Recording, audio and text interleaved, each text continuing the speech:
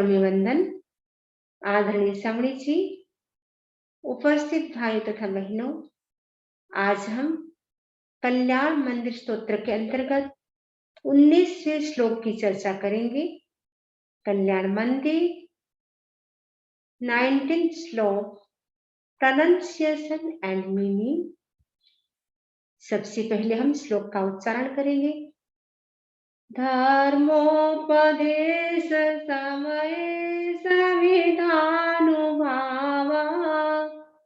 दास्तां जनो भवति ते तरुरप्यशोक अभ्युद्गते दिनपतौ समहीरुहोऽपि किं वा विबोधमुपयाति न जीवलोक किं वा विबोधमुपयाति न जीवलोक। अब हम याद करने की दृष्टि से एक एक शब्द को अलग अलग पढ़ेंगे। धर्मोपदेश समये, धर्मोपदेश समये, संविधानुभावा, संविधानुभावा, दास्तां, दास्तां जनो, जनो भवति ते तरुरप्यशोकः, तरुरप्यशोकः। इसमें हम संधि विच्छेद कर सकते हैं। तरु प्लस अपि प्लस अशोकः। याद करने के लिए हम पूरा बोलेंगे। तरुरप्यशोकः, तरुरप्यशोकः। अभ्युद्गते, अभ्युद्गते, आधा बोलेंगे। अभ्युद्गते दिनपतौ, दिनपतौ समहीरुहोऽपि, समहीरुहोऽपि किं वा विबोधमुपयाति न जीवलोकः।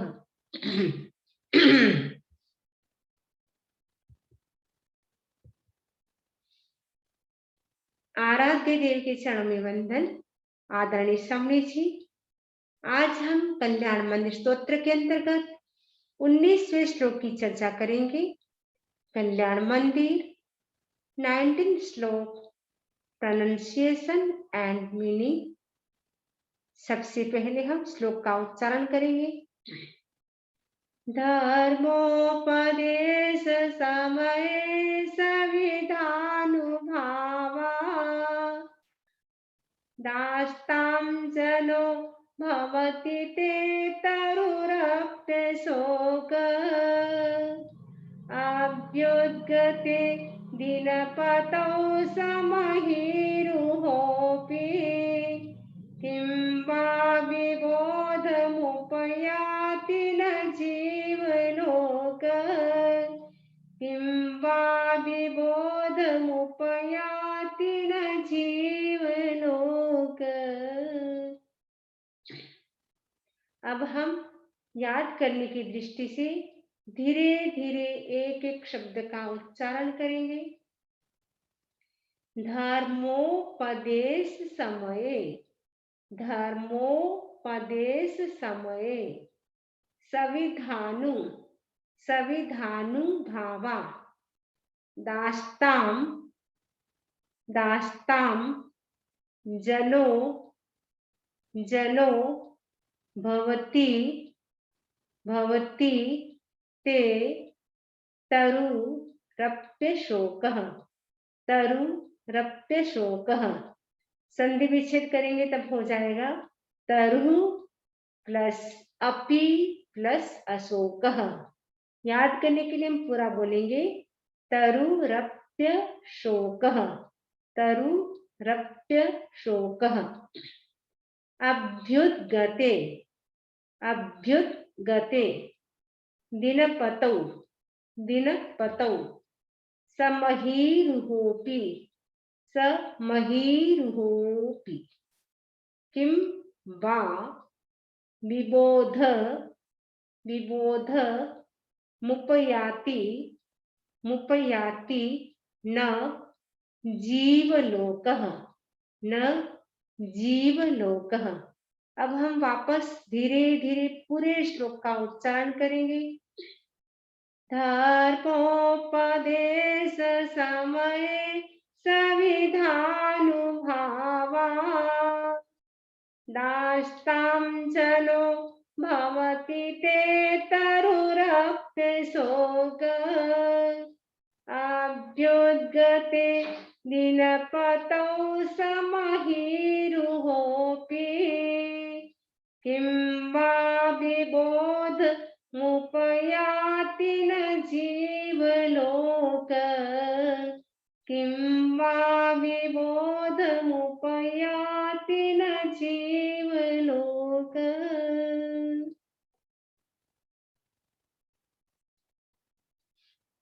तीर्थंकर के 8 प्रातिहार्य होते हैं। इस श्लोक से तीर्थंकर के 8 प्रातिहार्य प्रारंभ हो रहे हैं। 8 प्रातिहार्य में एक प्रातिहार्य है अशोक वृक्ष। जब तीर्थंकर धर्म देशना देते हैं उस समय उनके ऊपर अशोक वृक्ष होता है। कहा जाता है तीर्थंकर के 34 अतिशय होते हैं और 35 वचनातिशय होते हैं। तीर्थंकर का इतना प्रभाव होता है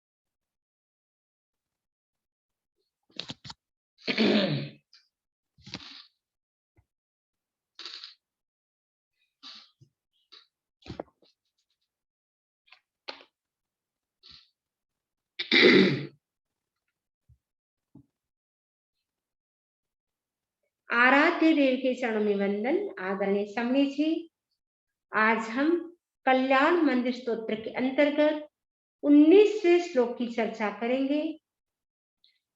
कल्याण मंदिर 19 श्लोक प्रोनाउंसिएशन एंड मीनिंग। सबसे पहले हम श्लोक का उच्चारण करेंगे। धर्मोपदेश समये सविधानुभावा दास्तां जनो भवति ते तरुरप्यशोक अभ्युद्गते दिनपतौ समहीरुहोऽपि किं वा विबोधमुपयाति न जीवलोक किं वा विबोधमुपयाति न जीवलोक। अब हम याद करने की दृष्टि से एक एक शब्द को हम समझेंगे कैसे उच्चारण करना है। ध्यान से सुनेंगे। धर्मोपदेश समये, धर्मोपदेश समये सविधानुभावा, सविधानुभावा दास्तां, दास्तां जब हम संधि विच्छेद करेंगे तब हो जाएगा सविधा अनुभावात आस्ताम। लेकिन याद करने के लिए हमें बोलना है सविधानुभावा, दास्ताम अलग बोलना है। जनो भवति ते तरुरप्यशोकः, तरुरप्यशोकः संधि विच्छेद करने पर हो जाएगा तरुः, जो र दिखाई दे रहा है उसका विसर्ग हो जाएगा तरुः, उसमें से अ निकल जाएगा, अपी हो जाएगा, फिर अशोकः, तरु तरुः अपि अशोकः। याद करने के लिए हम पूरा बोलेंगे तरुरप्यशोकः। अभ्युद्गते अभ्युद्गते दिनपतौ दिनपतौ समहीरुहोऽपि समहीरुहो अपि ऐसे संधि विच्छेद करेंगे तो हो जाएगा। याद करने के लिए पूरा बोलेंगे। समहीरुहोऽपि किम वा विबोध मुपयाति संधि विच्छेद करने पर विबोधम उपयाति। याद करने के लिए हम बोलेंगे विबोध मुपयाति न जीवलोकः जीवलोकः। अब हम पूरे श्लोक को धीरे धीरे बोलेंगे। धर्मोपदेश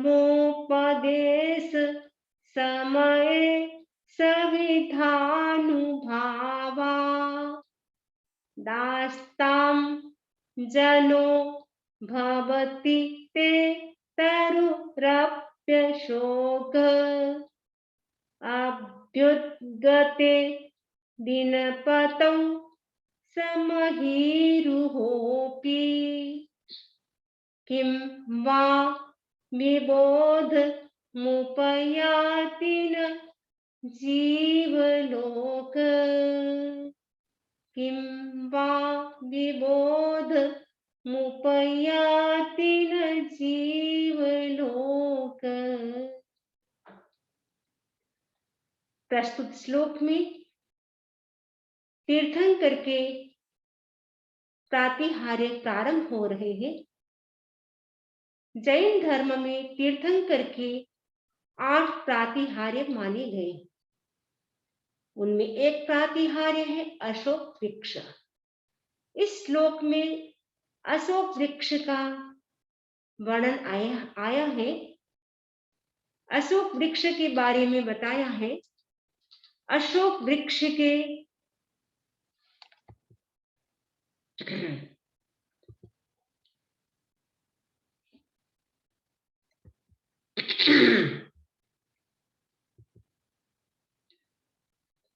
आराध्य देव के चरण में वंदन।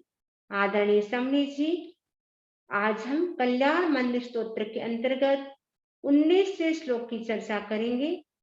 कल्याण मंदिर 19 श्लोक प्रोनाउंसिएशन एंड मीनिंग। सबसे पहले हम श्लोक का उच्चारण करेंगे। धर्मोपदेश समये सविधानुभावा दास्तां जनो भवति ते तरुरप्यशोक अभ्युद्गते दिनपतौ समहीरुहोऽपि किं वा विबोधमुपयाति न जीवलोक किं वा विबोधमुपयाति न जीवलोक। अब हम याद करने के लिए धीरे धीरे एक एक शब्द का उच्चारण करेंगे। धर्मोपदेश समये धर्मोपदेश समये सविधानुभावा सविधानुभावा दास्तां जनो भवति भवति ते तरुरप्यशोकः तरुरप्यशोकः अभ्युद्गते अभ्युद्गते दिनपतौ दिनपतौ समहीरुहोऽपि समहीरुहोऽपि किं वा विबोध मुपयाति न जीवलोकः। अब हम पूरे श्लोक का धीरे धीरे उच्चारण करेंगे।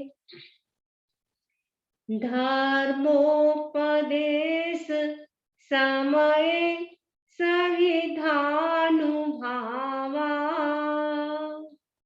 दास्तां जनो भवति ते तरुरप्यशोक अभ्युद्गते दिनपतौ समहीरुहोऽपि किं वा विबोध मुपयाति न जीवलोक किं वा विबोध मुपयाति न जीवलोक। प्रस्तुत श्लोक में आचार्य सिद्धसेन तीर्थंकर के जो 8 प्रातिहार्य होते हैं उसकी चर्चा प्रारंभ कर रहे हैं।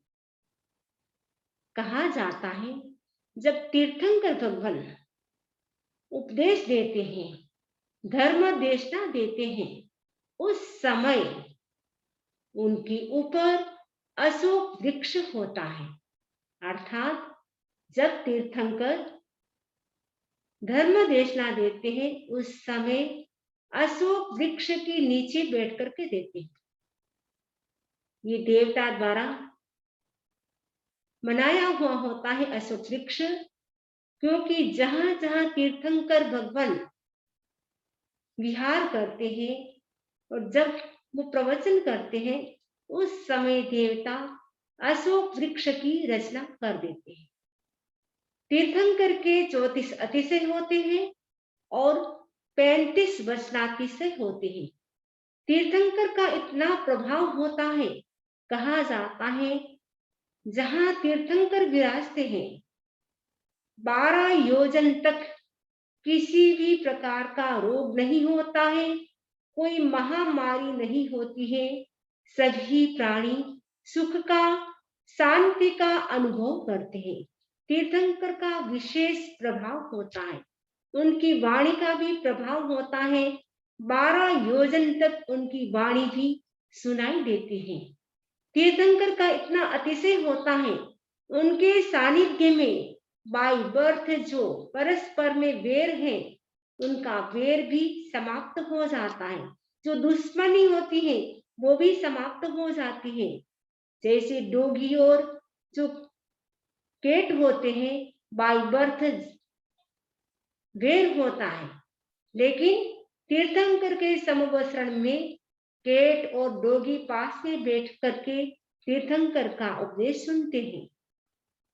नेवला और सांप, मोर और सांप परस्पर में वेरी होते हैं बाय बर्थ, लेकिन तीर्थंकर के प्रभाव से वो पास में बैठ करके सभी प्रवचन सुनते हैं, क्योंकि तीर्थंकर के प्रवचन में केवल मनुष्य ही नहीं देवता लोग भी आते हैं। मनुष्य तो आते ही है, देवता भी आते हैं। देवता तो आते ही हैं, लेकिन जो पशु पक्षी होते हैं वे भी तीर्थंकर की वाणी सुनते हैं। सभी अपनी अपनी भाषा में समझ जाते हैं, तीर्थंकर का अतिशय होता है। तो तीर्थंकर के सानिध्य से कहा जाता है संपूर्ण मानव शोक रहित हो जाता है। संपूर्ण मानव तो शोक रहित होता ही है, लेकिन प्राणी जगत है, जो भी प्राणी है वो भी शोक रहित हो जाते हैं। केवल प्राणी जगत ही नहीं, एवं जो प्लांट्स होते हैं वे भी शोक रहित हो जाते हैं। जो वृक्ष होता है वो भी अशोक हो जाता है, शोक रहित हो जाता है। प्रस्तुत श्लोक में अशोक शब्द आया है। अशोक के 2 अर्थ हैं, एक अर्थ है अशोक वृक्ष और दूसरा अर्थ है शोक रहित। तो संसार के सभी प्राणी शोक रहित यानी दुख मुक्त जीवन जीना चाहते हैं। कोई भी दुख का जीवन जीना नहीं चाहते हैं। सभी व्यक्ति दुख मुक्ति के लिए और सुख प्राप्ति के लिए उपाय करते हैं। हम कैसे सुखी रहे, कैसे दुखों से हम बचे। आचार्य महाप्रज्ञ जी कहते हैं यदि आपको अशोक बनना है, शोक रहित बनना है, दुख मुक्त जीवन जीना है, उसके लिए पहली साधना करनी होगी, मोह को शांत करना होगा। जो हमारा मोह है, जितना जितना हमारा मोह होता है उतना उतना दुख बढ़ता जाता है। मोह की एक प्रकृति है शोक। जिस व्यक्ति में मोह होता है उसमें शोक होता है। तो जिस व्यक्ति में मोह नहीं होता है या मोह शांत होता है, वह व्यक्ति अशोक बन सकता है, यानी दुख मुक्त बन सकता है। मोहजित राजा का नाम सुना होगा। मोहजित राजा का पूरा परिवार निर्मोही था। उनके एक ही बेटा था। एक बेटे की मृत्यु हो जाती है। जब योगीराज आके कहते हैं, आपकी बेटे की मृत्यु हो गई है, लेकिन मोहजित राजा क्या कहते हैं? क्योंकि उन्होंने मोह विजय की साधना कर ली थी, इसलिए उन्होंने कहा कोई बात नहीं, मेरा बेटा मेहमान बनकर के आया था, आज वह मेहमान चला गया है। ये बात वही व्यक्ति कर सकता है, वही व्यक्ति कह सकता है जिस व्यक्ति का मोह शांत होता है, जिस व्यक्ति ने मोह विजय की साधना की होती है। तो यदि हमें दुख मुक्त जीवन जीना है, हमें मोह को छोड़ना होगा, क्योंकि व्यक्ति का मोह होता है अपने परिवार के प्रति, धन के प्रति, शरीर के प्रति। जितना जितना मोह अधिक होता है, उतना उतना व्यक्ति दुख का जीवन जीता है।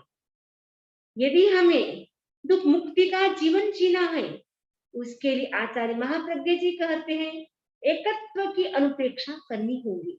जो व्यक्ति एकत्व की अनुपेक्षा करता है, एकत्व की अनुपेक्षा का मतलब है मैं अकेला हूं, मेरा कोई नहीं है, मैं अकेला आया हूं तो अकेला ही मुझे जाना है।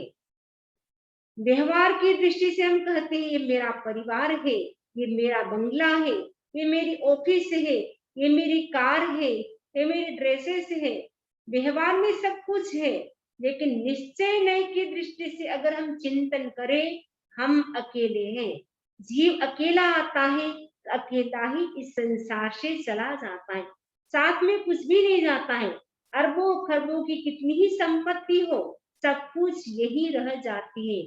अभी कोरोना काल चल रहा है, हम देखते हैं प्रतिदिन कितने कितने लोगों की मृत्यु हो रही है। सब अकेले ही आए हैं और अकेले ही जा रहे हैं, हम आंखों के सामने देख रहे हैं।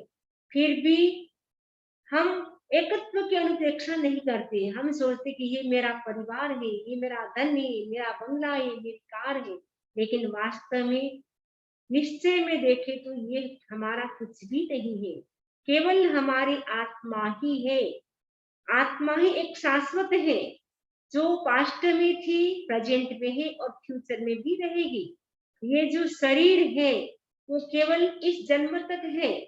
जैसे ही ये जन्म, जो मनुष्य का भाव हमें मिला है, वो पूरा हो जाएगा, शरीर यही छूट जाएगा। अगले जन्म में हमारे साथ कौन जाएगा? आत्मा ही जाएगी। और आत्मा के साथ कौन जाएगा? धन परिवार नहीं जाएगा, लेकिन हमारे साथ मात्र पुण्य और पाप ही जाएगा। कितना ही धन हो, सब कुछ यही छोड़ के जाना है। सिकंदर के बारे में कहा जाता है, सिकंदर के पास इतना धन था, 35 ऊंटों पर खजाने की चाबियां चलती थी, इतना धन था, इतना बड़ा खजाना था। जब अंतिम समय में, जब वो बीमार हो जाता है, अंतिम समय था, उस समय डॉक्टर आते हैं, डॉक्टर से कहते हैं, सिकंदर कहता है मुझे 24 घंटे की जिंदगी दे दो। वहां उपस्थित डॉक्टरों ने कहा, वैद्य जी ने कहा 24 घंटा तो क्या, आप पूरा खजाना भी दे दे तो भी हम 24 मिनट भी आपको जिंदगी देने में समर्थ नहीं थे। उस समय सिकंदर को पश्चाताप होता है, जीवन भर के लिए मैंने कितने पाप किए, कितने लोगों को कष्ट दिया, कितने लोगों की मैंने हत्या की, इस खजाने को भरने के लिए ये खजाना मैंने भरा, लेकिन आज ये खजाना भी मुझे काम नहीं आ रहा है। 24 मिनट भी मुझे जिंदगी देने में ये खजाना समर्थ नहीं है। उस समय सिकंदर ने कहा लोगों से, जब मेरी अर्थी निकाली जाए, उस समय मेरे दोनों हाथ बाहर रखे जाए। लोगों ने कहा ऐसा क्यों? लोगों को पता चले सिकंदर इस संसार से जा रहा है। इतना खजाना था, इतना धन वैभव था, लेकिन आज वो खाली हाथ जा रहा है। ये लोगों को प्रेरणा देने के लिए मेरे दोनों हाथ खाली बाहर रखा जाए। दूसरी बात सिकंदर ने कही, मेरे दोनों हाथ बाहर रहेंगे, साथ में एक हाथ को काला करना है और एक हाथ को व्हाइट करना है। लोगों ने कहा, इसका क्या मतलब? सिकंदर ने कहा, व्हाइट हाथ पुण्य का प्रतीक होगा और ब्लैक हाथ पाप का प्रतीक होगा। लोगों को पता चले कि सिकंदर के पास इतना खजाना था, लेकिन आज वह दुनिया से खाली हाथ जा रहा है, उसके साथ मात्र पुण्य और पाप जा रहा है और कुछ भी नहीं जा रहा है।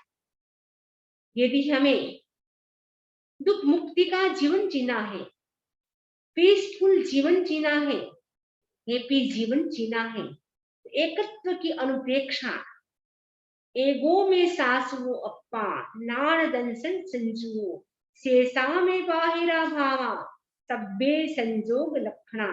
एक मेरी आत्मा शाश्वत है, ज्ञान दर्शन से युक्त है। ऐसी अनुप्रेक्षा करने से हमारा जो मोह है वो कम होता है। मोह कम होने से हमारा दुख भी कम होता चला जाता है। आचार्य सिद्धसेन ने कहा, बहुत सुंदर एग्जाम्पल दिया, तीर्थंकर का कितना प्रभाव होता है, उनके प्रभाव से वृक्ष भी अशोक हो जाते हैं।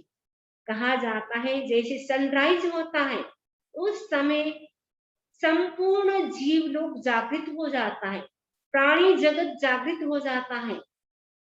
सूर्योदय के साथ ही मनुष्य भी जागृत होता है, साथ ही साथ ये जो प्राणी जगत होता है वो भी जागृत होता है। केवल प्राणी जगत ही नहीं, इवन जो प्लांट्स होते हैं, पौधे होते हैं, वो भी खिल जाते हैं। आप देख रहे हैं पिक्चर में जो लोटस है, क्योंकि सनसेट के साथ ही लोटस सिकुड़ जाते हैं, सनराइज के साथ ही लोटस होते हैं वो खिल जाते हैं, फ्लावर्स होते हैं वो खिल जाते हैं।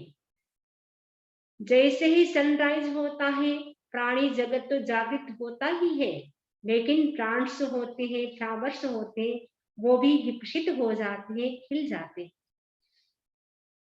तीर्थंकर का भी अतिशय होता है कि तीर्थंकर के सानिध्य में जो भी व्यक्ति जाता है उनके भी दुख दारिद्र जो भी कष्ट होते हैं वो सब समाप्त हो जाते हैं।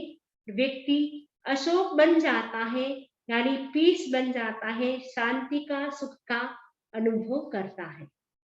अब हम मीनिंग देखेंगे संस्कृत, हिंदी और इंग्लिश में। धर्मोपदेश समय, धर्मोपदेश समय आपके, हिंदी में है धर्मोपदेश समय आपके, यानी धर्म देशना भगवान देते हैं उस समय की बात है। रिलीजियस टीचिंग टाइम योर संविधान भावात सामीप्य के प्रभाव से, सामीप्य यानी सन्निधि, भगवान का जो सानिध्य होता है उसको सामीप्य कहते हैं। सामीप्य के प्रभाव से बाई वर्चू ऑफ प्रोक्सिमिटी जन आस्ताम, मनुष्य की तो बात ही क्या, जन यानी मनुष्य, आस्था में नहीं दूर रहे, यानी मनुष्य की तो बात ही क्या।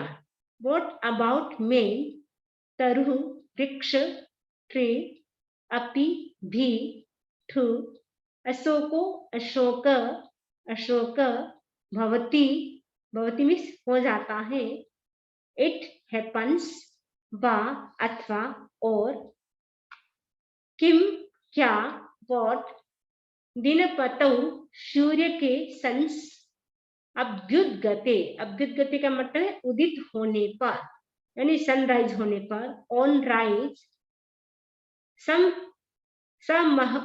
समरूहोपी, समरूहोपी यानी वनस्पति सहित, रूह यानी वृक्ष होता है,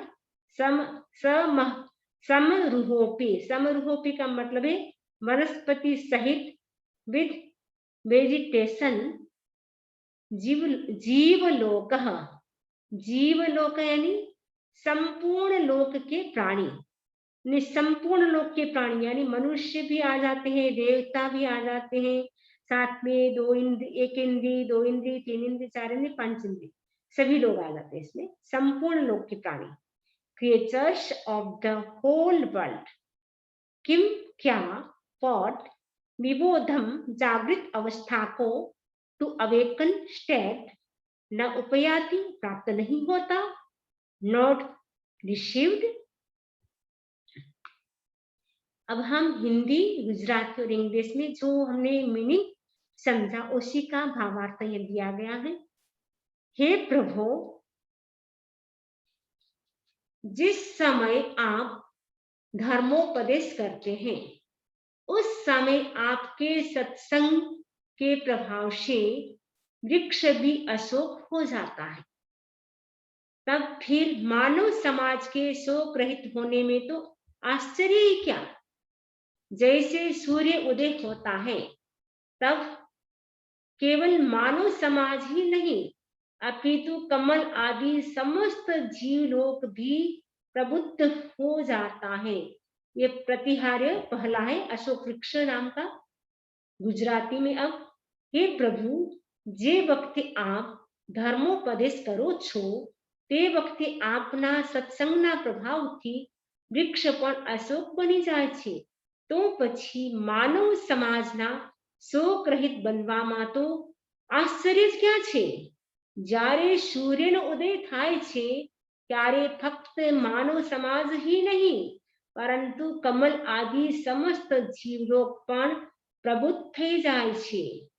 इंग्लिश में, ओ प्रभु, when you give your discourse, an ordinary tree turns into an ashok tree. What is there to be astonished if the human society becomes free of grief under your influence? Indeed, when the sun rises, it is not only the humans who are enlightened, but the whole world of the living, including lotus, flourishes and blooms. इस श्लोक से हमें ये प्रेरणा लेनी है कि भगवान के सानिध्य का कितना प्रभाव होता है। सत्संग यदि भगवान के एक क्षण के लिए भी मिल जाती है उससे भी व्यक्ति के जन्मों जन्मों के पाप समाप्त हो जाते हैं। तो भगवान के सानिध्य का प्रभाव इतना होता है कि भगवान के सानिध्य के प्रभाव से संपूर्ण मानव जाति तो जागृत होती है, लेकिन लोटस आदि जो फ्लावर्स होते हैं वो भी विकसित हो जाते हैं। जैसे सनराइज होने पर वैसे ही तीर्थंकर के प्रभाव से वृक्ष भी अशोक हो जाते हैं। तो हमें भी दुख मुक्ति का जीवन जीना है, शांति का जीवन जीना है। हम अपने मोह को कम करें, एकत्व की अनुप्रेक्षा करें। इसी के साथ हम अपना वक्तव्य संपन्न करते हैं। ओम अरहम, ओम अरहम।